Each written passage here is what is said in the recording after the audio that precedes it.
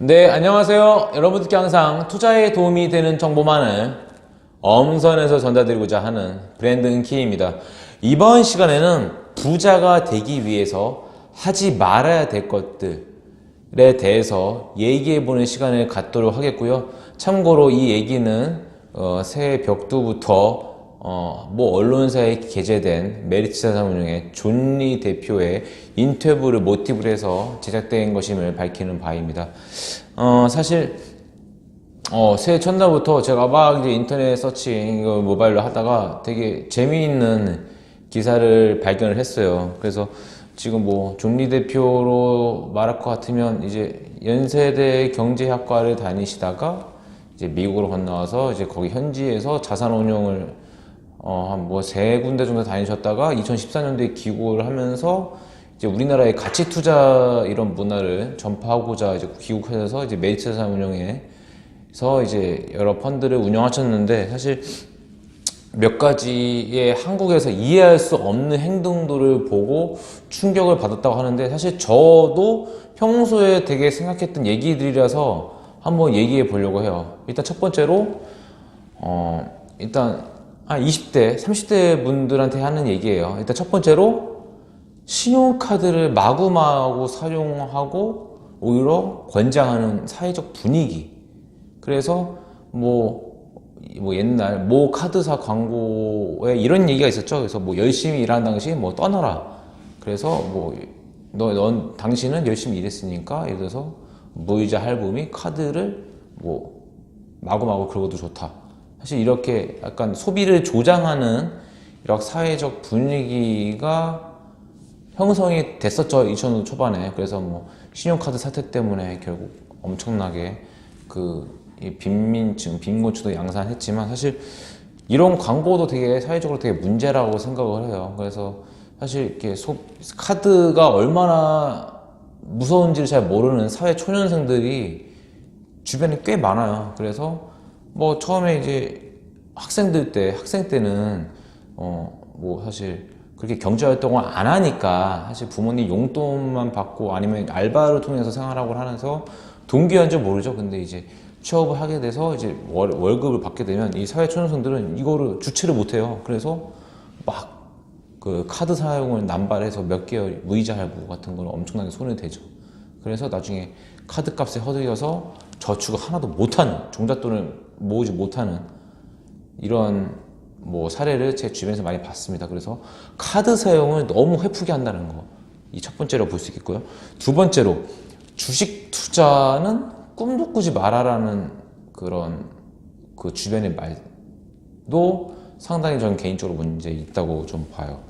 왜냐면 월급 따박따박 벌어서 그냥 은행에 두면 된다라는 우리네 부모님들, 친지들, 친척들, 친구들, 선배들 이런 말들 너무 많아요. 심지어 주식 투자를 업으로 삼고 있는 증권회사 직원들까지 이런 얘기를 너무 많이 하고요. 그리고 금감원 직원도 이런 얘기를 합니다. 그래서 참 이런 게 참 좀 저 개인적으로는 되게 좀 어이없는 얘기이지 않나. 사실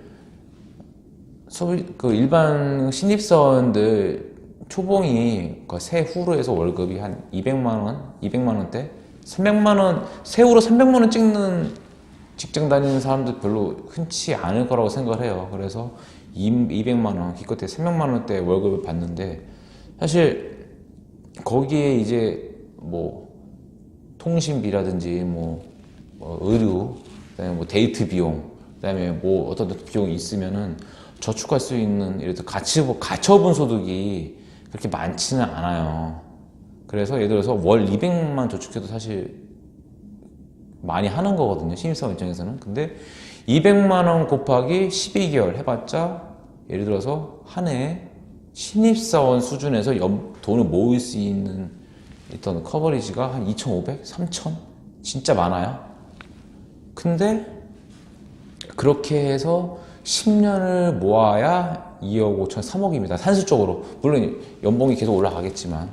근데 이제 연차가 쌓이고 연차가 쌓이고 나중에 결혼 생활 하면서 사실 소득에 맞게 소비 또한 같이 증가하기 때문에 예를 들어서 10년에 저축만 했을 때 10년에 3억 모으는 게 맥스예요. 근데 뭐 은행 이율 아시겠지만 2%에서 3%대잖아요. 그러면은 사실 뭐 거의 뭐 이자로 거의 버는 게 없다고 봐도 무방해요.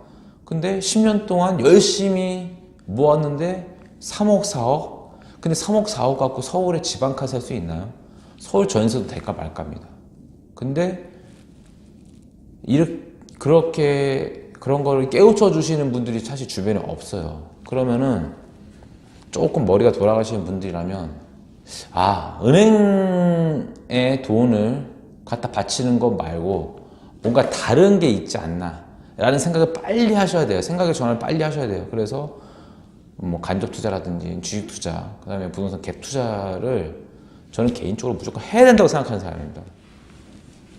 저는 뭐 제가 나름 공격적 투자자인지 공격적 투자라서 이런 얘기를 말씀드리는지는 모르겠지만 어쨌든 저는 은행 예금으로는 답이 없다고 생각하는 사람이기 때문에 무조건 공부를 통해서 아니면 지인 추천 및 뭐 그런 거를 통해서라도 무조건 사회초년생들부터 열심히 경제 공부를 해서 최소한 주식 투자, 부선 투자를 해야 된다는 사람이기 때문에 이렇게 말씀을 드리는 거예요. 모든 분들한테 해당되는 얘기는 아닐 수도 있습니다. 그런데 사실 은행에 돈을 갖다 바치는 것만으로는 답이 없다라는 거 그거 좀 알고 가셨으면 좋겠어요. 그 다음에 세 번째, 우리나라 사람들 사교육에 너무 올인합니다. 사실 본인들의 경제적 수준, 그 다음에 뭐 어떤 현금 흐름을 생각하지 않고 일단 애가 태어나면 뭐 이제 엄청나게 돈이 많이 들어가죠.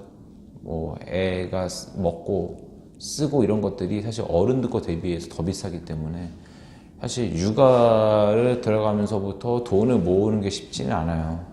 근데 거기에 더구나 애가 걸음마를 떼면서 이제 어린이집 유치원을 보내게 되죠. 근데 약간 조바심 느끼는 일부 학부모들, 그리고 제 주변에도 되게 많은데 애가 이제 막 대여섯 살, 5살 돼서 한국말도 이제 막 제대로 이제 막 떼는 시점인데 이제 본인들 생각하면서 이제 영어 유치원을 막 엄청나게 보내기 시작을 합니다.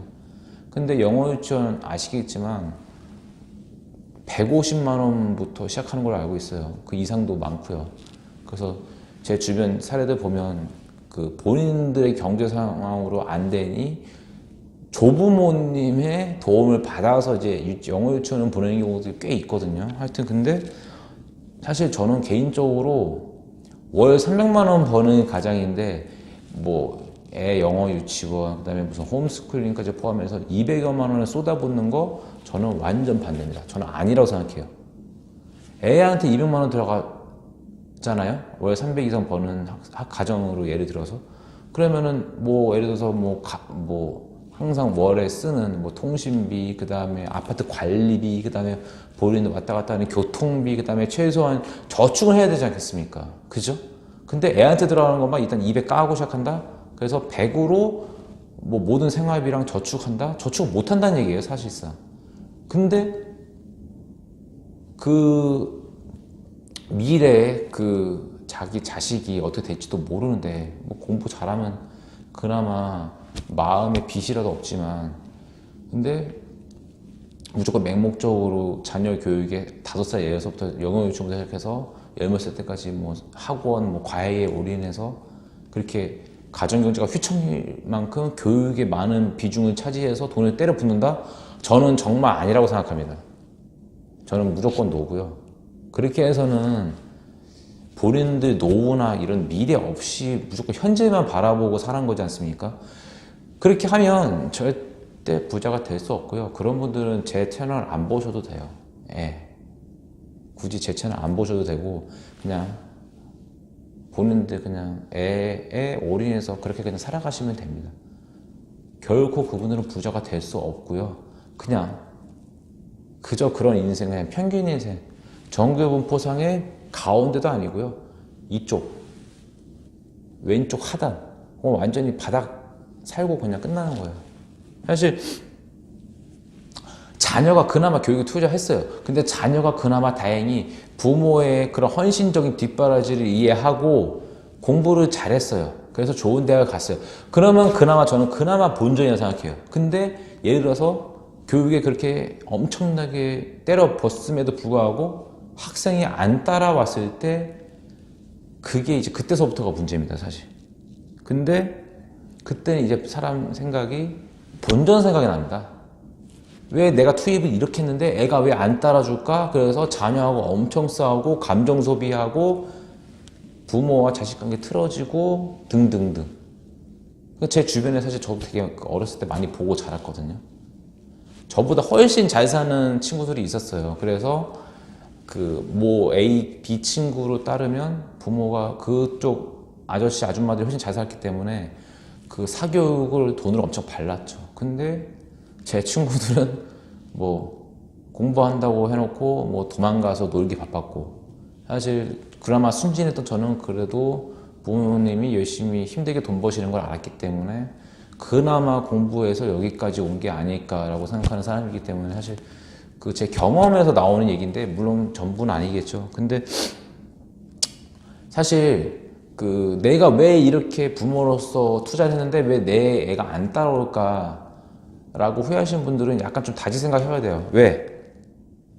일단 학생 본인이 노력을 안 해서 공부를 못한 걸 수도 있고요. 두 번째로 뭐 학생 자질이 안 따라주다든가 아니면 몸이 아파서 못 따라왔다는 거. 그리고 세 번째로 마지막이 저는 그 좀 슬픈 얘기일 수 있는데 부모로부터 물려받은 유전자 DNA가 안 좋았기 때문에 학생이 공부를 못할 수도 있다 이렇게 생각하고 싶어요.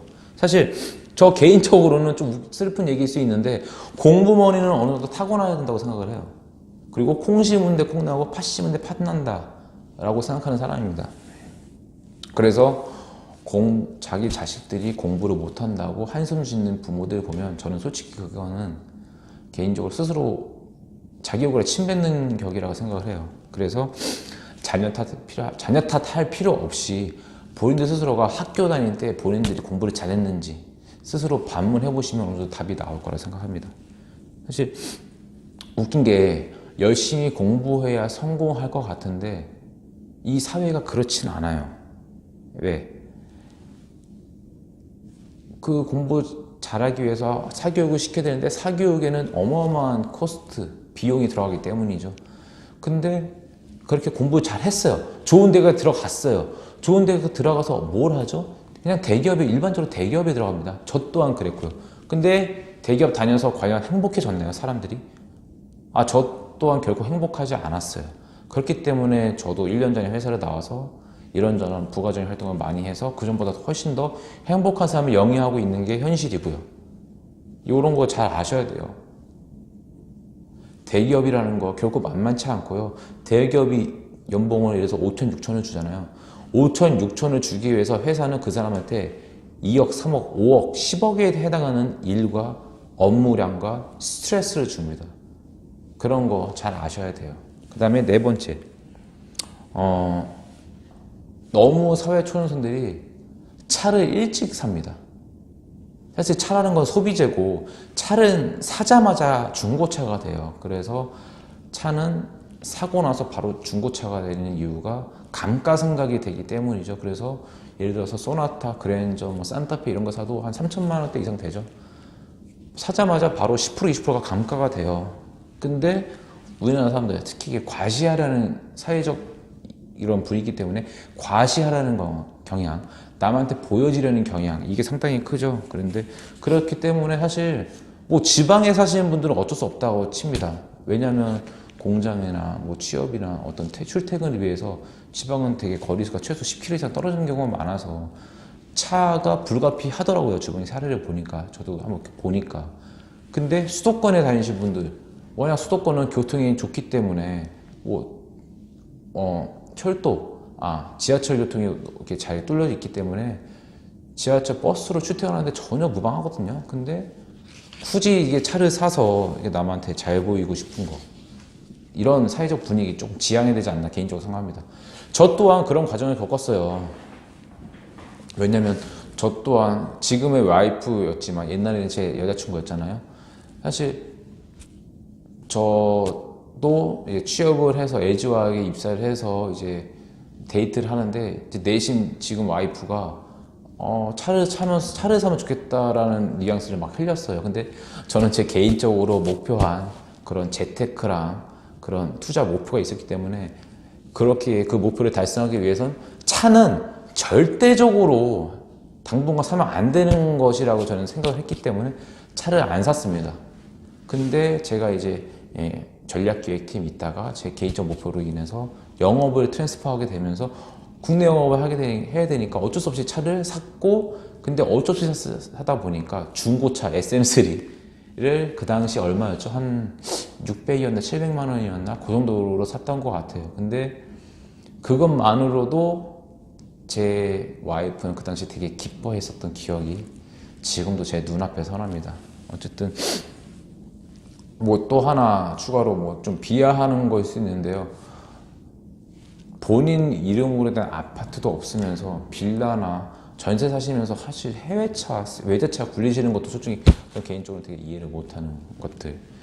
사실 뭐 내 돈 갖고 내 돈으로 내가 내 차 사겠다는데 네가 무슨 상관인데 뭐 그런 말 하느냐 이렇게 생각하실 수 있겠는데, 사실 그런 분들은 사실 제 방송 들으실 필요도 없고요. 그런 분들하고는 사실 대화 자체가 통하지 않기 때문에 제 말뜻을 이해하시는 분만 가려서 들으시면 될 것 같아요. 어쨌든 뭐 메리츠 자산에서 운영하는 펀드가 최 2, 3년간 처참한 수익률을 기록하면서 조니 대표가 사실 엄청나게 욕을 먹고 있어요. 인터넷상 어디 밖에서 보면.